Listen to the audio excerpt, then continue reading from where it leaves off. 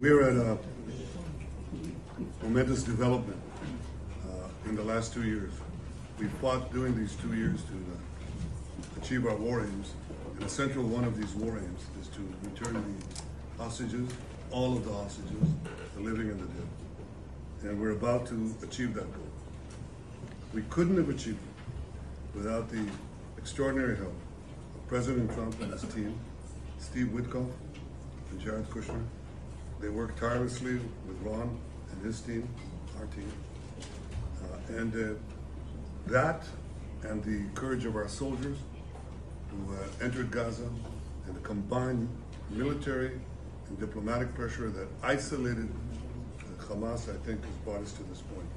I want to personally thank both of you, Steve, Jared. It's been long hours.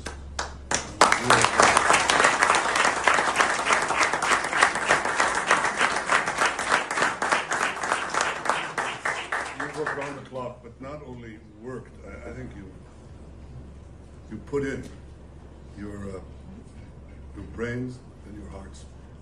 And we know that it's for the benefit of Israel and the United States, for the benefit of decent people everywhere, and for the benefit of these families who will finally get to be with their loved ones. And I want to thank you on their behalf as well, and on behalf of the people of Israel. Thank you. Obviously, bringing the hostages home it's been a priority for President Trump for a very, very long time, and we've all worked very tirelessly to do that. But I really want to say that this all would not have been possible without the bravery of the IDF and the soldiers, what they've accomplished not just in Gaza, but also what they've done in the theater over the last couple of years to eliminate Hezbollah in the north and really degrade them. What you were able to do in Iran, it really helped set a big tone. But particularly seeing the way that your citizen army, I know a lot of you, probably all of you, have family, friends who were in this effort, really put your sacrifices on the line to fight for your country and to try to make a difference. I think that made a very, very big difference in there. And I want to just give a very, very special thanks to Prime Minister Netanyahu, who really did an incredible job with this and did a great job with the negotiations. You held your lines firm, and I think that between you and President Trump, you had a lot of alignment on what the end state should be. The hard job was the Prime Minister's. He had the job of protecting this country. He had the job of making tough choices with regard to how tough to be with Hamas, when to be flexible, when not to be flexible.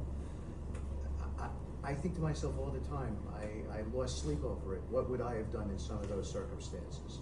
There were times that I thought we should be more flexible, or your country should be more flexible. But the truth is, as I look back, I don't think we get to this place without Prime Minister Netanyahu playing it out.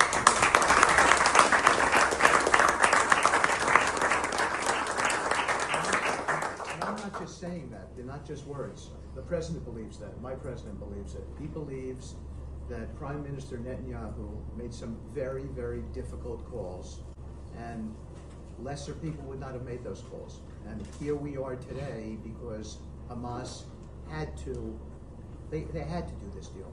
The pressure was on them, they were backed up, and you've got the bigger army, you were making inroads, and that's what led to this deal.